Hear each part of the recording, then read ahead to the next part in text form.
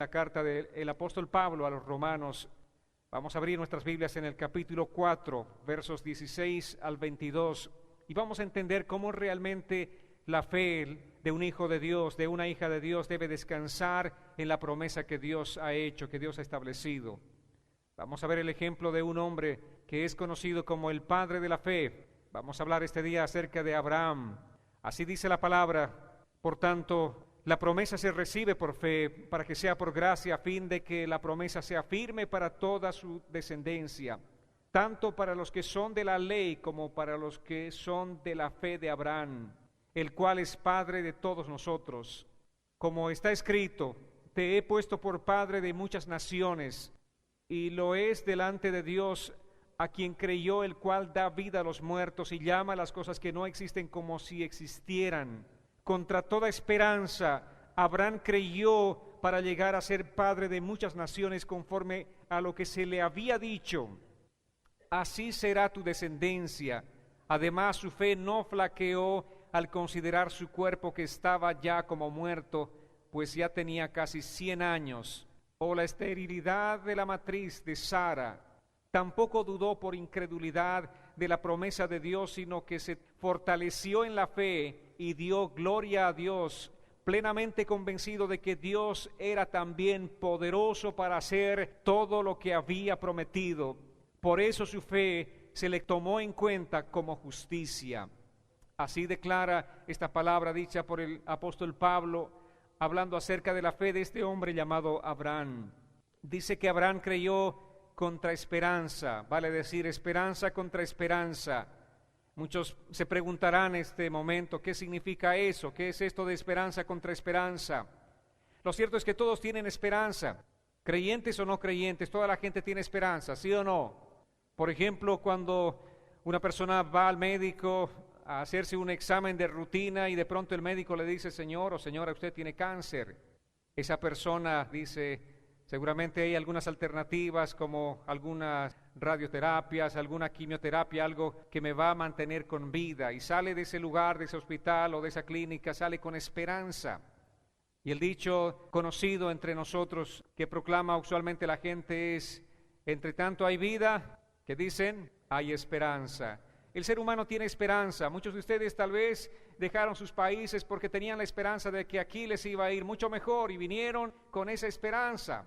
La esperanza te permite ver el futuro con positivismo. Crees que las cosas van a ser diferentes, van a cambiar y ser mejores para ti. Esa es la esperanza. Una esperanza que todos tienen, creyentes y no creyentes. Todo el mundo tiene cierta esperanza. Cuando existen posibilidades de cierta naturaleza, la gente tiene esperanza. Sin embargo, la Biblia nos habla de una segunda clase de esperanza.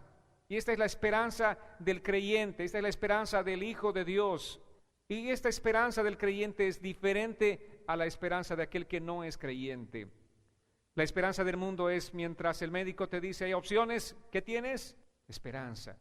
Sales esperanzado de ese lugar porque el médico te dijo que hay opciones, podemos tratar esta situación con usted, señor o señora. Y tú sales con esperanza. Sin embargo, la esperanza de un hijo de Dios es diferente.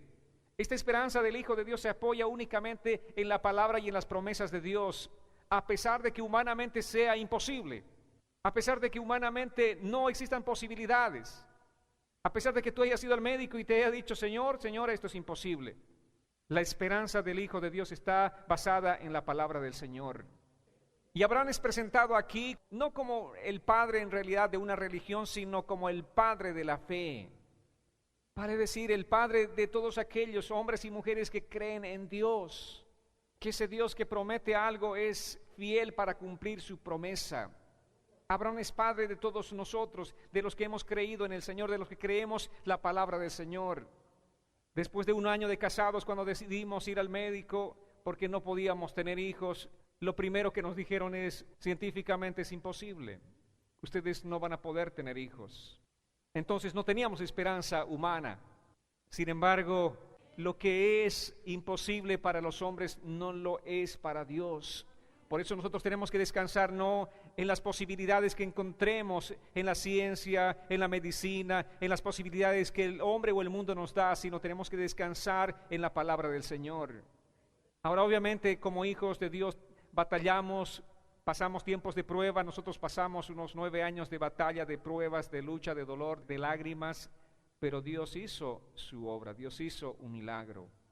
Pablo dice que la salvación de Abraham no dependió de sus obras, sino de su fe. Y dice que su fe fue manifestada cuando él creyó la promesa de Dios de tener una descendencia. Humanamente era imposible. Lo veías a Abraham, la veías a Sara, su esposa, y no había opciones. Humanamente esto era imposible. Las condiciones físicas de Abraham y Sara hacían que simplemente no existiese esperanza para ellos. Por eso la Biblia nos habla de una esperanza contra esperanza. Es lo que tenemos que nosotros tener claro en nuestro corazón. Nuestra esperanza va más allá de lo que el mundo nos puede decir, más allá de la esperanza que el mundo de la ciencia o la medicina pueden darnos. Nuestra esperanza está en Dios, en la palabra del Señor, en las promesas del Señor. La esperanza de Abraham trascendió lo humano, trascendió lo natural. La esperanza de un hijo de Dios hace lo mismo, trasciende lo humano. Aunque humanamente sea imposible, para Dios no hay nada imposible. Va más allá de lo humano y lo natural. Y eso es lo que muchas veces nosotros no entendemos. Nosotros siempre estamos pensando en el cálculo matemático, en el cálculo exacto, científico. No, si esto va más allá, mi mente simplemente no puede asimilar. Pero este día, Dios a través de su palabra quiere enseñarnos a que nosotros creamos en el Señor.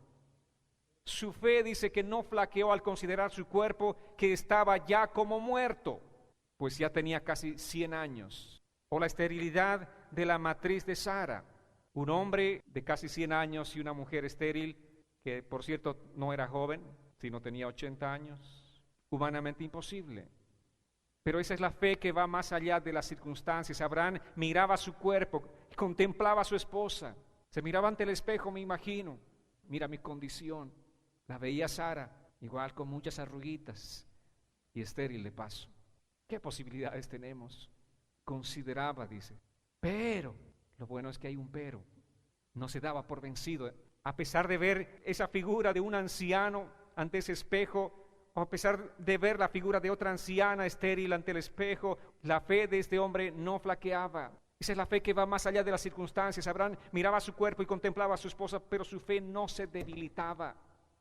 Tenemos que caminar en ese sentido, amados. Tenemos que caminar en esa dirección con una fe que no se debilita. Vemos nuestras circunstancias, vemos las posibilidades, escuchamos lo que la gente nos dice. No, esto no va a pasar, esto no va a funcionar. Pero tú no te enfoques en tus circunstancias, sino simplemente descansa en la promesa de Dios, descansa en la palabra del Señor. Porque no dependía de lo que veían sus ojos, sino de quién había hecho la promesa. Esa es la fe. Esa es la fe del Hijo de Dios. Nosotros no debemos confiar en lo que la gente nos dice.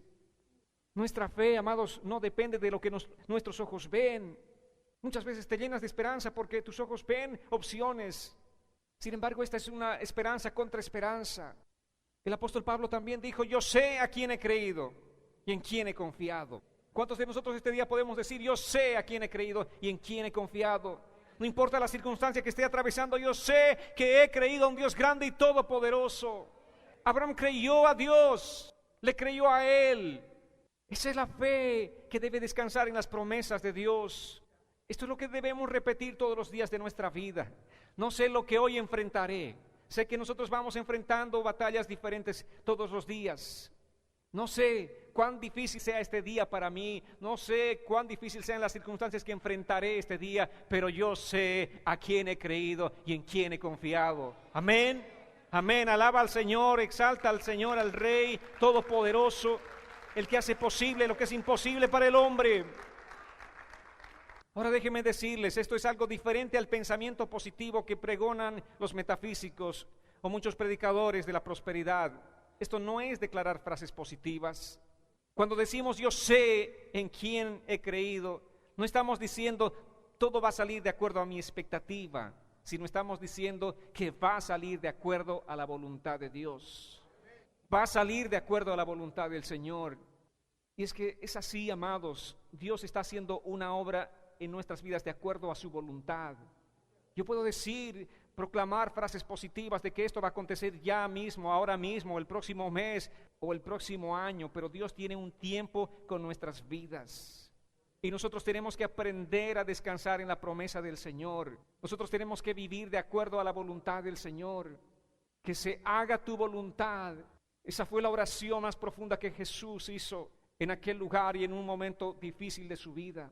Que no se haga la mía, sino que se haga tu voluntad. Y nosotros también tenemos que descansar en la promesa del Señor, tenemos que descansar en la palabra de Dios, tenemos que ir al mismo tiempo en una oración que vaya en ese mismo sentido, que se haga tu voluntad, Señor, y no la mía. Romanos 12:2 dice: y no adopten las costumbres de este mundo, sino transfórmense por medio de la renovación de su mente, para que comprueben cuál es la voluntad de Dios, lo que es bueno, agradable y perfecto. Esa es la voluntad de Dios para nuestras vidas. ¿Cómo es? La voluntad de Dios es buena, es agradable y es perfecta. Así es la voluntad del Señor. Y en esa voluntad buena, agradable y perfecta, Dios había diseñado que nosotros pasemos 9 años caminando por un desierto. Esos 9 años iban a servir para Dios hacer su obra, moldear, tratar, hacer muchas cosas en nosotros. No es lo que queríamos, no era nuestra expectativa, no era según lo que habíamos planificado, pero era la voluntad del Señor. Y la voluntad del Señor es buena, es agradable y es perfecta. Eso es lo que dice la palabra del Señor. Aunque a veces no es lo que espero, aunque a veces no es lo que quiero, pero esa es la voluntad del Señor. ¿Cuántos de nosotros decimos: Señor, que no me despidan del trabajo? Tú puedes confesar: no me van a despedir. Confieso y declaro que no me despiden, y al día siguiente te despiden. Y estás ahí desorientado totalmente. Le dices: Señor, ¿por qué me fallaste? ¿Por qué eres cruel? ¿Por qué me abandonaste? Dios sabe lo que va a pasar. Entonces, si yo estoy ante una situación de incertidumbre, tengo que decirle: Señor, confío en ti, que tú tienes el control de mi vida. Y si me despiden, tú abrirás una puerta mejor para mí. Pero sé que tú tienes el control de mi vida. Lo que tenemos que nosotros hacer es descansar como Abraham en la promesa de Dios.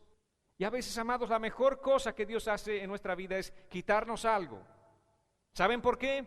Porque muchas veces nosotros de pronto empezamos a tener ídolos en nuestras vidas. Si Dios te quita algo es porque ese algo no era conveniente para ti, porque ese algo no era de edificación para tu vida, porque ese algo te estaba separando de Dios. Ese algo puede ser el trabajo, puede ser cualquier cosa, te estaba separando de Dios. Eso es lo que hace Dios. A veces arranca cosas de nuestra vida porque éstas se convierten en ídolos. Y nuestra petición usualmente es para que Dios nos dé. Y muchas veces Dios obra en un sentido opuesto. En vez de darnos, nos quita. Pero Señor, yo te estoy pidiendo que me des y me quitas. Dios sabe lo que es mejor para nosotros. Él sabe lo que es mejor porque Él es Dios. ¿Saben qué? Él es el Dios Todopoderoso. Nosotros somos limitados. No vemos más allá de nuestras narices. Pero Dios ve el pasado, Él ve el presente y ve el futuro. Y por eso Él sabe lo que es mejor para nosotros. Tú puedes pedirle con todo tu corazón que algo acontezca y Dios no te lo da, porque Dios sabe lo que es mejor para ti. La voluntad del Señor, dice la palabra, es buena, es agradable y es perfecta. Pero al mismo tiempo nos cuesta entender. A nosotros nos cuesta entender que es así, que la voluntad del Señor es buena, agradable y perfecta. Y la Biblia aquí en este punto nos dice que Abraham le creyó al Señor. Creyó que esa voluntad realmente era buena, era agradable y era perfecta, y creyó contra esperanza. Humanamente era imposible, pero Abraham no se apoyó en las posibilidades humanas, sino le creyó a Dios. Este día la pregunta para ti es: ¿vas a apoyarte en las posibilidades humanas o le vas a creer a Dios? ¿Qué vas a hacer este día? El verso 20 dice así: tampoco dudó por incredulidad de la promesa de Dios, sino que se fortaleció en la fe y dio gloria a Dios. Es importante en nuestras vidas que nosotros demos gloria a Dios, que nosotros glorifiquemos al Señor. Pero muchos cristianos repiten como autómatas: gloria a Dios, gloria a Dios, gloria a Dios, gloria a Dios. De pronto están cayendo en un terreno peligroso, el terreno de la brujería. Piensan que este es un mantra, decir gloria a Dios, y que por decir gloria a Dios les va a funcionar. Abraham dio gloria a Dios, y lo que realmente da gloria a Dios no es decir gloria a Dios, sino tener la actitud de seguir creyendo contra esperanza. A pesar de que esto sea algo que va más allá de toda posibilidad humana, seguir creyendo en Dios y confiando en el Señor. Eso sí da gloria a Dios. Cuando tú sigues confiando en el Señor, sigues esperando en Él, sigues descansando en sus promesas, tú le dices: Señor, no importa lo que mis ojos vean, no importa lo que mis circunstancias esté viviendo en este momento, no importa lo que esté viviendo, yo creo en ti, confío en ti, descanso en ti, Señor. Esa actitud tuya es la que va a glorificar a Dios, eso es lo que le va a dar gloria a Dios. Y Abraham permaneció en esto, tuvo esa actitud para seguir creyendo en Dios, aunque sea contra esperanza. Cuando enfrentas una prueba y tú no estás reclamándole al Señor: ¿por qué Dios no me das? ¿Por qué me quitas? ¿Por qué? En lugar de decir por qué, o en lugar de estar murmurando, en lugar de quejarte, tú levantas tu cabeza y le dices: Señor, yo confío en ti, confío que tú eres poderoso. Confío, Señor, que estas circunstancias que ahora estoy enfrentando, que son difíciles para mi vida, me van a ayudar para un bien futuro. Ahora no entiendo lo que estoy viviendo, no entiendo, Señor, y estoy afligido, pero sé que tú eres mi Dios, que tú tienes el control de mi vida, de mi circunstancia, y sé que todo me va a ayudar para bien. Cuando tú confías y descansas en el Señor y en su promesa, entonces realmente estás dándole gloria a Dios. Si te sientes abatido, y hay momentos, como les decía, en nuestra propia vida, en nuestra caminata, en esos 9 años de desierto del que les hablaba, nos hemos encontrado muchas veces abatidos. Sí, muchas veces con tristeza en el corazón. ¿Qué tenemos que hacer en esos momentos? Aquellos que estamos atravesando circunstancias difíciles, aquellos momentos simplemente tienes que decir: estoy en la voluntad del Señor. Estoy pasando un tiempo difícil, una circunstancia difícil en mi vida, pero sé que estoy en la voluntad del Señor. Amados, la voluntad de Dios a veces nos hace reír del gozo. Esta es la voluntad del Señor, algo que Dios hizo un milagro y estamos, pero que no nos cambiamos por nadie, por ese gozo que inunda nuestro corazón, porque Dios hizo algo, algún milagro en nuestras vidas, porque algo que estábamos esperando que aconteciera de pronto aconteció. Pero a veces la voluntad de Dios nos lleva al quebranto, nos lleva a llorar. Le oraba al Señor y le decía: Dios, no entiendo esta situación, no comprendo, pero sé que tú estás en el control de todo. Sé que tú tienes el control de mi vida, sé que tienes el control de mi matrimonio, sé que tú tienes el control de todas las circunstancias que estoy viviendo. Tenemos que confiar en Dios. A veces no es fácil someternos a la voluntad del Señor. Jesús mismo nos ha enseñado en una circunstancia difícil, en aquel huerto. Tanto era su dolor, tan profundo era ese dolor que Él sudaba, pero sudaba sangre. Si de alguna manera puedes evitarme a mí pasar este sufrimiento y este dolor. Pero Señor, por encima de todas las cosas, por encima de esa petición que te estoy haciendo, que no se haga mi voluntad, sino la tuya. Eso es lo que el Hijo de Dios tiene que entender, eso es lo que nosotros como creyentes tenemos que entender, que no se haga mi voluntad. Si realmente enseñásemos apropiadamente el Evangelio de Cristo, guardaríamos y cuidaríamos muchos corazones de gente que se ha perdido completamente. Porque alguien le dijo: cree y esto va a acontecer. Declara, confiesa que mañana tú vas a tener ese resultado positivo. Fuiste a la clínica mañana y el resultado no fue positivo. ¿Qué pasó en tu corazón? ¿Te amargaste contra Dios? ¿Contra ese pastor que te dijo que esto iba a acontecer positivo? ¿Te amargaste contra la iglesia y no quisiste saber más de Dios ni de la iglesia? ¿Quién falló? ¿Dios? Falló la enseñanza de alguien que te está predicando el Evangelio de una manera incorrecta. Porque la voluntad de Dios no siempre es sí. La voluntad de Dios muchas veces es no. Pero dice la Biblia que ya sea sí o no esa voluntad, la voluntad de Dios es buena, es agradable y es perfecta para nuestras vidas. Vayamos a Mateo capítulo 26, versos 38 al 39. Entonces Jesús les dijo: quédense aquí y velen conmigo, porque siento en el alma una tristeza de muerte. Unos pasos más adelante se inclinó sobre su rostro y comenzó a orar y decía: Padre mío, si es posible, haz que pase de mí esta copa, pero que no sea como yo lo quiero, sino como lo quieres tú. Esta fue una oración preciosa. Esta fue una oración inspiradora para todo hijo de Dios, para toda hija del Señor.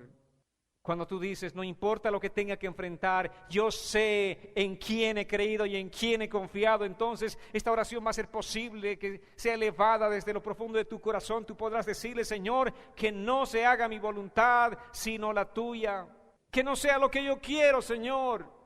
Que no sea lo que yo deseo, pero que se haga conforme a tu voluntad. Lo que tú quieras, eso es lo que yo deseo hacer. Solamente podemos hacer esta oración si descansamos en Él, en Dios, y reconocemos cuán grande y poderoso es Él. Él es soberano. Y con esa actitud, en esos tiempos difíciles, de esa fe que descansa en Él, estamos dando gloria a Dios. Porque de boca para afuera tú puedes dar gloria a Dios, pero si tú no estás confiando en el Señor, realmente no estás dando gloria a Dios. Como dice la palabra, este pueblo de labios me adora, pero su corazón está lejos de mí. Dios quiere que lo adoremos de corazón primero. Que aquellas cosas que digan nuestros labios que sea producto de lo que hay en nuestro corazón. Y que no solamente digamos cosas como gloria a Dios, como autómatas podemos decir gloria a Dios, pero nuestra vida no está glorificando en nada a Dios. Gloria a Dios no se da solamente con las palabras, amados, sino con nuestra forma de vida.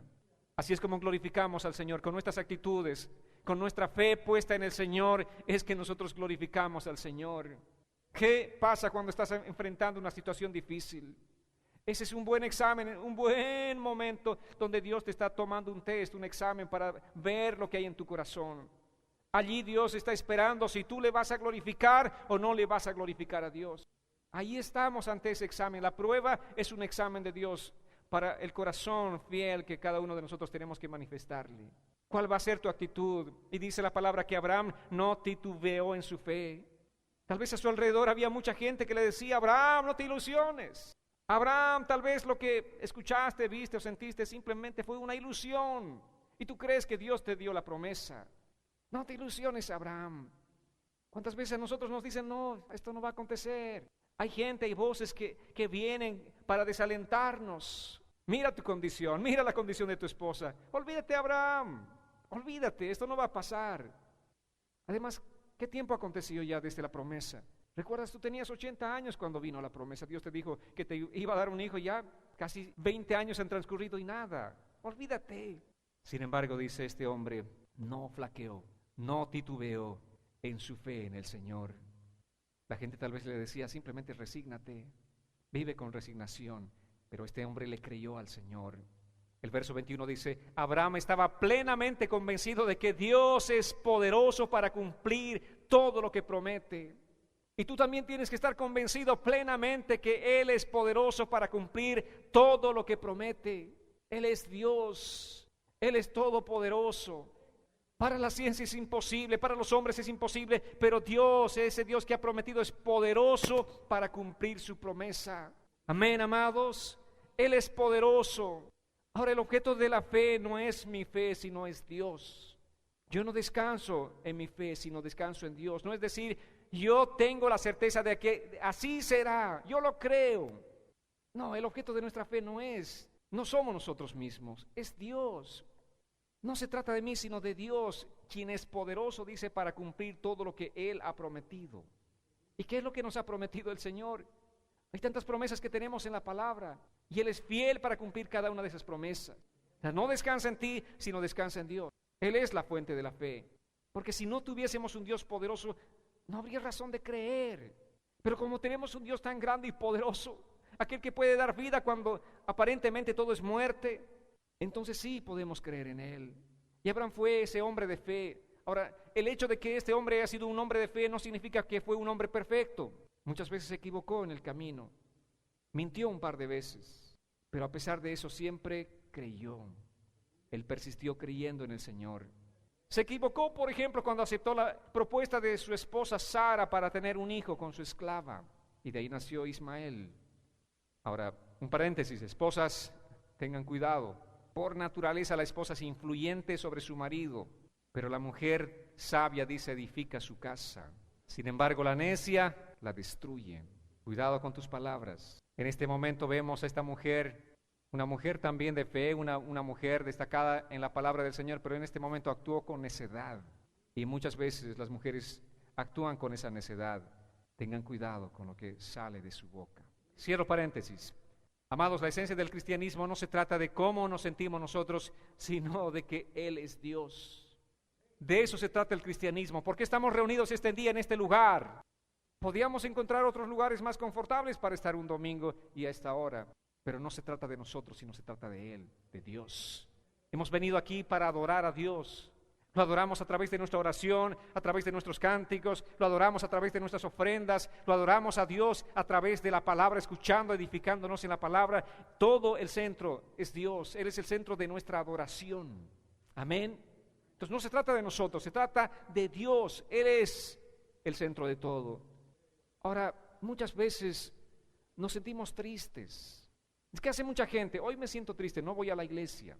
Así actúa. Está triste, no va a la iglesia, no viene a la iglesia. Estoy triste, hoy no voy a servir. Imagínense, muchas veces tenemos que nosotros, que estamos aquí presidiendo, sobreponernos a todas estas situaciones. ¿O creen que yo todos los domingos estoy siempre feliz? Muchos domingos estoy triste, muchos domingos estoy abatido. Pero no levanto el teléfono y le digo, Pastor Roberto, hoy me siento triste, predique usted. Podría ser lo más fácil, ¿verdad? Amados, no se trata de nosotros, se trata de Dios. Tenemos que venir a adorar a Dios, no importa cómo te sientas, ven a adorar a Dios. Se trata de Dios, no de ti. Ahora, lo bueno y lo maravilloso de Dios es que aún hayas venido abatido, triste, y estás ahí adorando en esa condición en tu corazón, Dios viene, te consuela, te alienta, trae palabras de ánimo, de fortaleza a tu vida, y tú sales cambiado y renovado y transformado de este lugar. Vayamos a Lucas y vamos a ver aquí el testimonio de un hombre. Capítulo 7 de Lucas, versos 1 y 10. Este era un centurión romano. No era parte del pueblo de Dios. Sin embargo, este hombre tuvo una virtud muy especial. Lucas 7, 1 al 10. Dice así la palabra. Jesús terminó de hablar con el pueblo y entró en Capernaum. Allí había un centurión que tenía un siervo al que amaba mucho, el cual estaba a punto de morir. Cuando el centurión oyó hablar de Jesús, envió a unos ancianos de los judíos para que le rogaran que fuera a sanar a su siervo. Ellos fueron a hablar con Jesús y con mucha insistencia le rogaron, este hombre merece que le concedas lo que pide, pues ama a nuestra nación y nos ha construido una sinagoga. Jesús se fue con ellos y ya estaban cerca de la casa cuando el centurión envió a unos amigos suyos para que le dijeran, Señor, no te molestes, yo no soy digno de que entres en mi casa, ni siquiera me consideré digno de presentarme ante ti, pero con una sola palabra tuya mi siervo sanará. Yo mismo sé lo que es estar bajo autoridad y lo que es tener soldados bajo mis órdenes. Si a uno le digo, ve allá, él va. Si a otro le digo, ven acá, él viene. Y si a mi siervo le digo, haz esto, lo hace. Cuando Jesús oyó esto, se quedó admirado del centurión. Se volvió entonces a la gente que lo seguía y dijo, quiero decirles que ni siquiera en Israel he hallado tanta fe. Los que habían sido enviados regresaron entonces a la casa y se encontraron con que el siervo ya estaba sano. Estaba a punto de morir y ahora estos siervos vuelven a la casa. ¿Y qué pasó? Estaba sano. ¿Qué pasó en este pasaje? Según el contexto que hemos leído, vemos a los judíos que le pedían a Jesús que fuera a sanar al siervo de este centurión romano, porque lo consideraban a él digno de recibir el favor de Dios. Le decían, Señor, anda, por favor, porque este hombre es digno de que tú les hagas o le hagas ese milagro. Dice así, si a alguien merece tu ayuda, es él, pues ama a Israel y hasta le construyó una sinagoga. Mira, Señor, este edificio nos han construido y ni siquiera es un creyente, es un centurión romano. Señor, por tanto, como nos han regalado este edificio, Señor, anda y hazle un milagro, porque Él es digno. Pero algo que tenemos que entender en la palabra, que para Dios nadie es merecedor de nada. Así hayas construido el templo para la iglesia del Señor, tú no eres merecedor de nada, porque todo lo que Dios nos da es gracia, es por gracia. ¿Y qué significa la gracia? Significa un favor inmerecido. ¿Quién de nosotros merecía la salvación? Nadie. Sin embargo, Él vino a nuestras vidas y lo que hemos obtenido es simplemente un favor inmerecido. Si tú tienes este mensaje claro en tu corazón, vivirás todos los días de tu vida agradecido. Pero si tú piensas que Dios te hizo un favor en salvarte, entonces vivirás como alguien con arrogancia en el corazón. Y así estaban estos judíos. El religioso siempre piensa que es merecedor de algo. Siempre. Los religiosos siempre piensan que son merecedores. Esto obtuve porque yo lo merecí. Pero el que realmente entiende la palabra y el evangelio de Cristo entiende que no es merecedor de nada. Todo lo que tenemos es por gracia. Si Dios nos puso en el ministerio, es por gracia. Si Él nos tuvo por dignos, es simplemente por su gracia, no porque realmente lo merecemos nosotros. Ninguno de nosotros merecemos nada, sin embargo, Él lo hizo por su gracia. Pero escuchemos en contrapartida qué dijo este centurión romano. Él dijo: Señor, no te molestes en venir a mi casa porque no soy digno de tanto honor. ¿Qué decían los religiosos? Este hombre es digno. ¿Y qué decía el centurión romano? No soy digno. ¿Cómo vamos a actuar nosotros? ¿Como los religiosos judíos o como el centurión romano diciendo: Señor, no soy digno? Pero algo él sí sabía, que ese hombre era poderoso, que ese hombre tenía una gran autoridad, que ese hombre podía hacer el milagro que él estaba esperando. Eso sí sabía. Dice: tan solo pronuncia la palabra desde donde estás y mi siervo se sanará. Lo sé porque estoy bajo autoridad de muchos oficiales superiores y también yo tengo soldados. Sé lo que es ser autoridad. Ordenar a este y decir: anda aquí, y ese va a ir. Esa es la autoridad. Y tú tienes la autoridad para decir: enfermedad o muerte, fuera, quítate de aquí, y mi siervo sanará. ¿Alguno tiene esa fe en el Señor Jesús? ¿Alguien realmente cree que Dios es poderoso para hacer eso? Este hombre ni era religioso, pero sabía quién era Jesús. Sabía que Él tenía la autoridad para simplemente decir una palabra. No era necesario que vaya y ponga sus manos sobre la persona, sino simplemente diga la palabra. Y muchas veces nosotros actuamos religiosamente, pensamos que todo el proceso es poner las manos o hacer esto o lo otro. No, Jesús hizo los milagros de las maneras más sorprendentes posibles para aquel tiempo entre las personas, para que la gente no establezca una religión. Pasos de sanidad, número 1, número 2, número 3, esos somos nosotros los que tratamos de hacer los pasos, ¿no? Los 10 pasos para obtener la sanidad segura en tu vida. Para Dios no existe eso. Si tú lo crees, para el que cree todo es posible. Aún un hombre le dijo: Señor, quisiera creer, pero tú sabes que no te voy a mentir, soy incrédulo. ¿Y qué le dijo? Perdona esta incredulidad. Y el Señor hizo un milagro en él. Es lo que tenemos que hacer. Señor, yo quisiera creer, pero realmente no te estoy creyendo porque soy incrédulo. Pero puedo pedirte algo, Señor, quítame esta incredulidad para que yo crea en ti. Eso es lo que tenemos que hacer. Y este hombre está reconociendo la autoridad que tenía Jesús. Entonces él tenía esperanza porque reconocía quién era Jesús. Y Jesús se sorprendió por la fe de este hombre. En realidad no había visto a Jesús a nadie en Israel. Israel es la nación, el pueblo de Dios. En Israel no había visto a nadie con tanta fe. Pero tiene que ser este centurión romano que tiene más fe que todos ustedes. Le está diciendo a ellos que son su pueblo. ¿Cómo estamos nosotros? ¿Cuál es la condición de nuestro corazón? ¿Realmente estamos creyendo en el Señor? ¿Estamos confiando en Él? ¿Estamos descansando en sus promesas? ¿Y cuáles son las promesas del Señor? Ay, ¿cuántos tienen su Biblia? ¿Cuántos trajeron su Biblia este día? Allí están las promesas del Señor. Y tenemos que descansar en esas promesas. Vayamos al Salmo 119, por favor. Salmo 119, verso 114. Abran su Biblia. Salmo 119, verso 14. O 114 más bien. Así dice la palabra del Señor: tú eres mi escondite, eres mi escudo, en tu palabra he puesto mi esperanza. Así decía el salmista. Amados, ¿qué es lo más grande que tenemos nosotros como hijos de Dios? ¿Cuál es el tesoro más grande que tú tienes? Te pueden quitar todo, pero si tienes la palabra del Señor siempre caminarás firme, fiel, seguro, confiado en el Señor. Es nuestro tesoro más precioso, amados. Si no oramos de acuerdo a la palabra del Señor, Santiago decía: no recibes porque no pides, y si pides no recibes. ¿Por qué? Porque pides mal. Entonces no solamente es el orar por orar, sino tienes que orar de acuerdo a la palabra del Señor.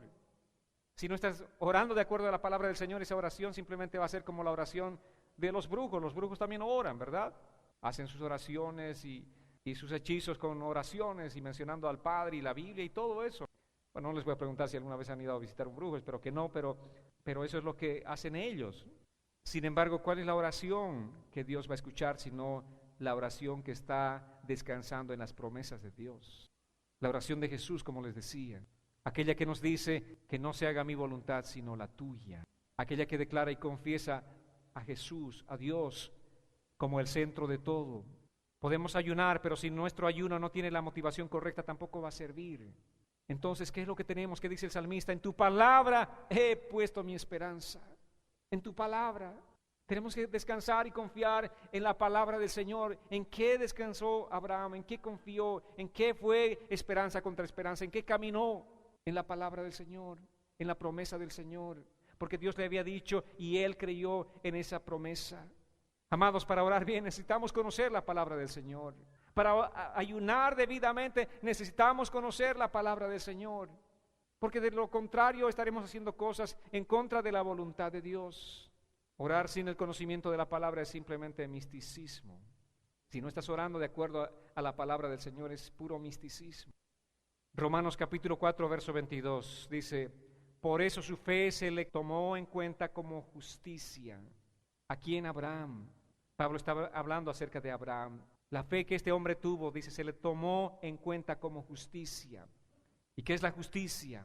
Significa el ser declarados libres de nuestra culpa. ¿Y cuál es nuestra culpabilidad? Dice la palabra que la paga del pecado es muerte. Nosotros llevábamos esa culpabilidad de nuestro pecado. Pero el momento que nosotros venimos delante del Señor, el momento que le entregamos y le rendimos nuestras vidas y Él hace el milagro de transformar nuestros corazones, entonces la justicia de Dios opera en nuestras vidas. ¿Por qué? Porque hemos creído en el Evangelio de Cristo. ¿Por qué? Porque hemos confiado en el Señor, que Él es el que pagó el precio por nuestra justificación. Entonces, dice, la fe se le tomó en cuenta como justicia. Pablo dice que lo que se le contó por justicia a Abraham fue su fe. ¿Por qué nosotros obedecemos a Dios cuando nadie nos está viendo? ¿Por qué haces las cosas correctas delante del Señor cuando nadie te está viendo? Cuando tú puedes hacer lo incorrecto tal vez ese momento, nadie te ve, pero tú haces lo correcto. ¿Sabes por qué? Porque crees en Dios. Nadie puede estar viéndome, ningún ojo humano, pero sé que Él me está viendo.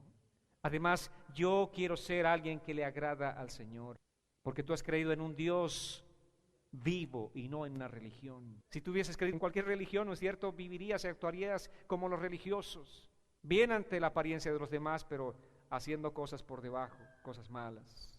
Pero como has creído en Dios y no en una religión, tú actúas porque sabes que Dios te está viendo y actúas delante de su presencia. Amados, Abraham no se salvó porque era mejor que los demás, sino porque creyó en Dios, creyó en la palabra del Señor. No nos salvamos porque somos mejores que los demás. Ninguno de nosotros estamos sentados en este lugar porque somos mejores que los que están ahí afuera. Estamos aquí simplemente porque creímos en el Señor, creímos en la palabra del Señor. Alguien nos predicó el Evangelio de Cristo y creímos y abrazamos ese Evangelio y por eso estamos en este lugar. Es importante que realmente nosotros pongamos nuestros ojos en Él, en Cristo Jesús. Es importante que depositemos toda nuestra confianza en Él. Él es el objeto de nuestra fe. Debemos descansar en las promesas de Dios que son fieles y verdaderas. No importa tu circunstancia. Si yo les preguntara a cada uno cómo está pasando en este momento, cuál es su circunstancia, estoy seguro que tendrían diferentes y difíciles circunstancias que contar. Pero tenemos un Dios todopoderoso, a quien sí podemos contarle este día, en quien podemos descansar y descargar completamente, como dice la palabra. Vengan a mí los que están trabajados, cansados y cargados, que yo les daré descanso. Y nosotros podemos creer en esa promesa y vamos a creer en este mismo instante. Amén. Voy a invitarles a que se pongan en pie creyendo en esa promesa del Señor que es fiel y verdadera. Y vamos a orar. Vamos a entregarle al Señor nuestras cargas este día. Vamos a permitir que su Espíritu Santo nos ministre, hable en nuestros corazones. No importa lo que estemos viviendo, no importa lo que estemos atravesando, tenemos un Dios que es todopoderoso, un Dios que puede operar esperanza contra esperanza. Ese es nuestro Dios, ese es nuestro Padre Celestial. Así que levanta tus manos al cielo, levanta tus manos ante la presencia de Dios este día y empieza a hablar con tu Señor. Empieza a hablarle de lo profundo de tu corazón, que salgan aquellas palabras que expresen lo que tú estás viviendo ahora mismo. Yo sé que tienes que caminar esperanza contra esperanza tal vez, pero pon tus ojos en Cristo Jesús, pon tu fe en la palabra del Señor. Descansa en las promesas de Dios que son fieles y son verdaderas, y son verdaderas, y son verdaderas.